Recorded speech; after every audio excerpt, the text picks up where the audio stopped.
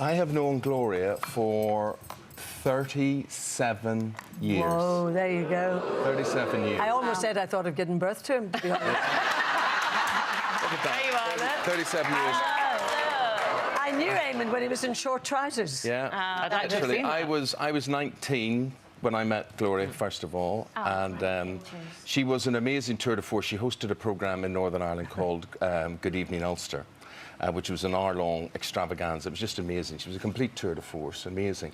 For someone like me to come in and learn at her knee and to get her support, I learnt at her knee, I observed, I watched. To this day, it has been a privilege to work with you on so sweet. Open Air, as we saw on the BBC, the holiday programme on the BBC as well, this morning.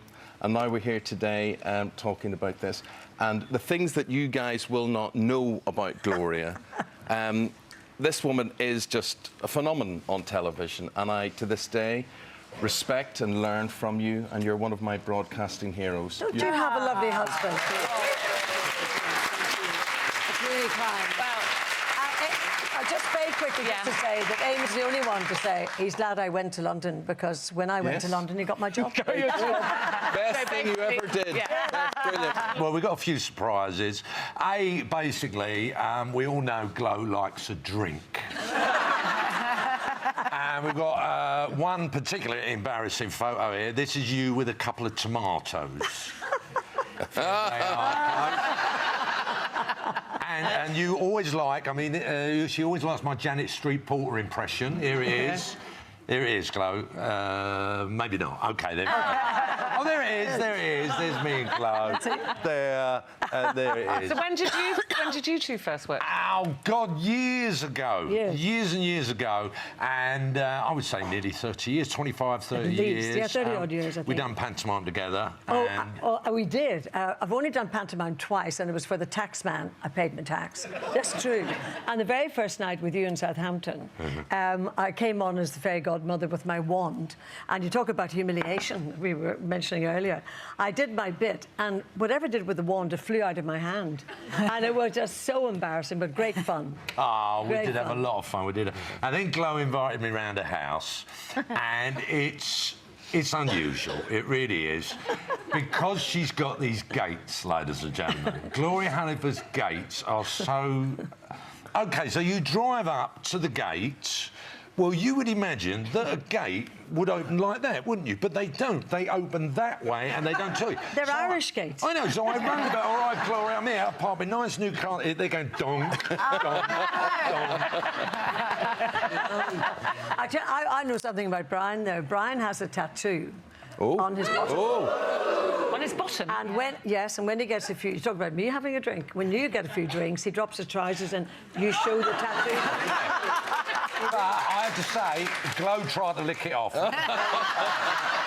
She went, that's not real, and it was a terrible moment.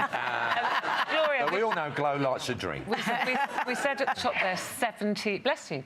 70 years in show business. So Should you I were admit a it or baby not? in arms when you started. I know. You were literally, what, 7... Sang in the pram, basically. No, actually, what happened, I mean, all of you here are so much younger, and you won't know that before TV, it's terrible to say, before TV, homespun entertainment was like really, really big business and very important. And so at that age, so I was only 7 when I started to sing. My dad was a newspaperman by day and a magician by night.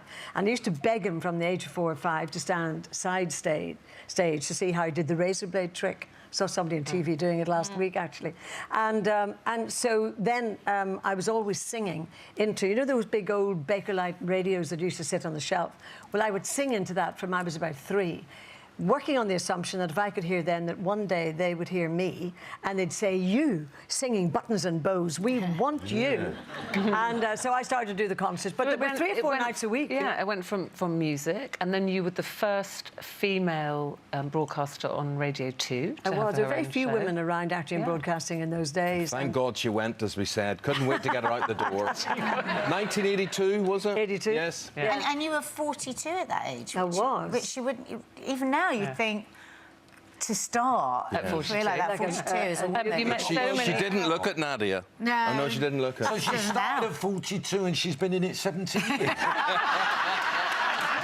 Well, you said she was 93. Well, listen, you've made so many friends along the way, and one of your very, very best friends, as friend of this show too, is Sir Cliff. And he couldn't be here today, but he did send a message. Did he indeed? Oh, lovely. Hi, Glo. I cannot believe that you are celebrating 70 years in show business. Someone who's been in the show business more than I have, longer than I have.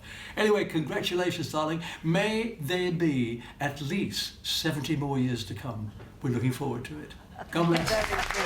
Lovely. Very, very nice. Eamonn, you were saying, you know, when Gloria went, that was a big moment in Ireland. But the lovely thing about Gloria is that she always goes home, doesn't she? So people still remember her, talk about her She's not fondly. only flown the flag for women in broadcasting, but for Northern Ireland everywhere, which has been tremendous pride And we for do me call to it be home, aside. don't we? Oh, it's still home, absolutely.